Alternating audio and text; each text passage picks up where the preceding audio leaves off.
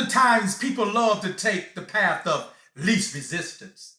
We live in a world today where people are always looking for that easy way out, and there's nothing new under the sun. The Bible says, he that overcometh shall inherit all things. So there is a ruach component to this. If you're not willing to battle, if you're not willing to fight the good fight of faith, how will you ever be able to overcome the powers of darkness of this world that come against every one of our lives every day? You've got to be a warrior. You've got to be a fighter. You've got to be somebody that's willing to walk over the river Jordan. You've got to go into the promised land. He said, I don't care even if you have an inheritance on this side of Jordan, you still got to go by the way of the waters. You still got to pass over. You still got to pick up your weapons of war, and you got to fight.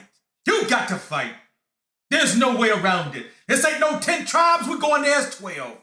You're not going to be an overcomer. You're not going to receive unless you're willing to fight. Fight the fight of faith.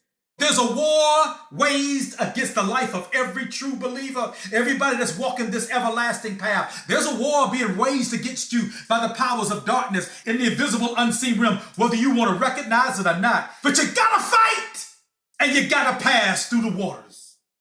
You got to be cleansed. You got to take up your ruach weapons of spiritual warfare, and you must fight against the enemy, the powers of darkness, as well as the spirit of the Nephilim. But you must be a fighter. You must stand as a soldier in the army of the King.